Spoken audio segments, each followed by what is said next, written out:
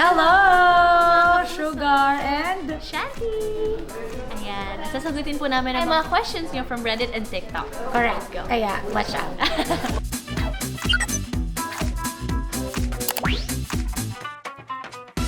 Well, grateful ako sa mga experiences ko sa Korea kasi doon ko natutunan talaga yung foundation of dancing. Kung hindi ko na-experience yun, baka hindi ko masayaw yung mga sinasayaw po namin dito. Kasi dito naman, iba't ibang genre naman of dancing yung mga na-experience ko, which is fun and I can see myself improving and I'm so happy.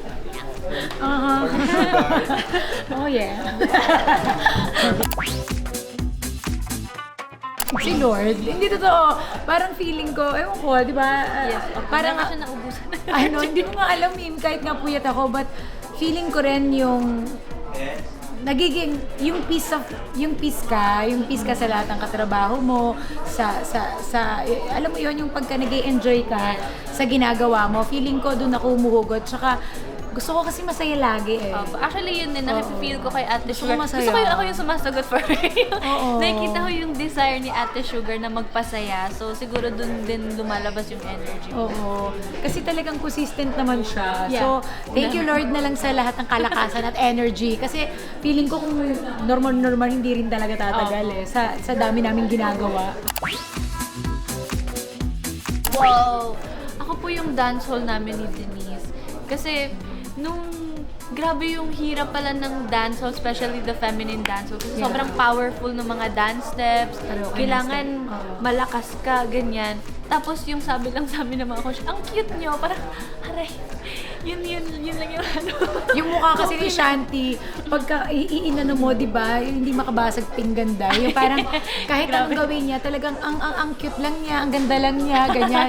So yung papakita niya, yung kahit galit na siya, mukha siyang hindi galit. Ganon. Ay, grabe naman. Okay. Ganon yung ano niya, atake niya doon. Yes. Kayo naman, Mi, ano po yung mahirap sa inyo? Ako mahirap sa akin yung mga jive, yung mga ganyan, yung mga paa, yung kabisado, tapos yung ngiti, sabay-sabay dahil. Alam mo naman, utak ko, konti lang kaya nito. Alam mo yun, tapos hindi rin naman ako sumasayaw ng iba't ibang genre. Doon ako talaga nahihirapan. Kaya yung show na to, nagbibigay rin sa atin ng challenge na magawa yung mga hindi natin kayang gawin. Kaya we're so blessed na napasama kami sa Stars on the Floor talaga dahil nalalabas namin yung mga bagay na katakataka sa buhay namin. Kahit nagawa kami ko. nagulat kami na nagagawa namin yun. Ganon. Naku, kailang iyak na ako dyan dahil. So ngayon, wala ko pa akong masasabi na definite, pero we're hoping and I hope. And i-claim na natin yan, so yes na lang. Di ba? Gusto ko lang magpasaya talaga. And my children, syempre. And gusto ko, happy talaga ako pagka may napapasaya ako. Kahit sa mga small things lang na salita or ano, gusto ko may masaya. Gusto ko magpasaya. So, I feel really grateful kasi alam ko na bawat moment na ginagawa po namin nun is gonna be worth it, and I'm really grateful din sa friendship din na nabuo namin and the whole experience as a whole. So, I see it as a blessing.